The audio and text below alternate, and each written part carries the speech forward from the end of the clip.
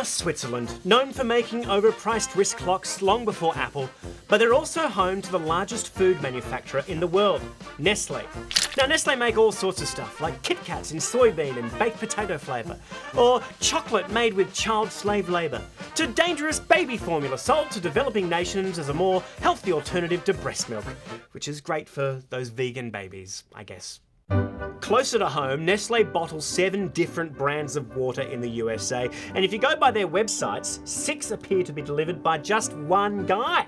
Look at him! Water is one of those essentials we take for granted, but just like a massage from a drunk friend going through a breakup, we expect water to be free, but understand there could be a catch. To get 1 litre of bottled water on the shelves, it takes 86 litres of oil and 3 litres of water. That's like using a whole Sizzler buffet to make 1 breaded shrimp. And in California, it's like using a Sizzler buffet that's on fire. Right now, California is having a water crisis. The state is as dry as an Israeli sense of humour. And our food overlord pals at Nestle are sucking dry some of the most precious water reserves in the state, including groundwater in the desert. Yeah, they're tapping what little water there is left underground in places where there is very little water above ground to put in a bottle and truck all over the country to be sold and delivered to your workplace by that one poor fella, leaving local desert ecosystems dry and residents needing to find water for drinking, washing and cooking from elsewhere. Normally, Nestle's bottled water plants would be scrutinised by the state's water authorities, but their Cabazon plant, one of the biggest bottled water plants in the country, is on the tribal land of the Morongo Band of Mission Indians. And because they're a sovereign nation, by law, Nestle don't have to report shit.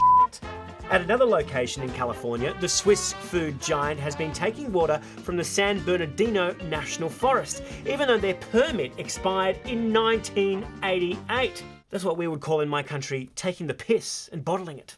But why haven't the Forest Service been reviewing Nestle's permits for nearly 3 decades? We have a lot to do. There are a lot of expired permits. I have 660,000 acres, the National Forest, to work on, and I'm just one guy. When it becomes a priority, I'll deal with it.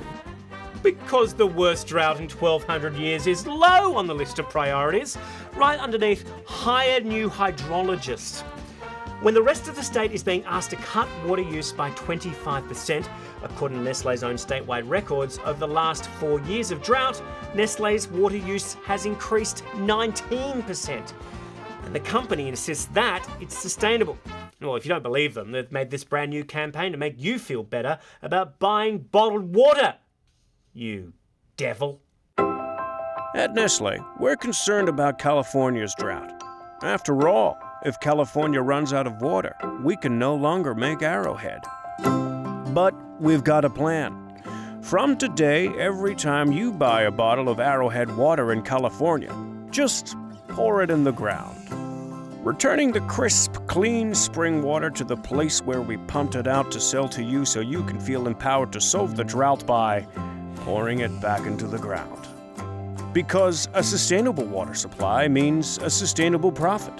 When it comes to the California drought, Nestle gives a damn.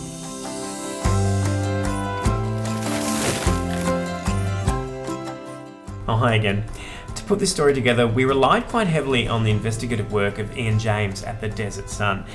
If you are interested at all in the water politics of Southern California, then you should definitely look up the Desert Sun and Ian James and follow their work.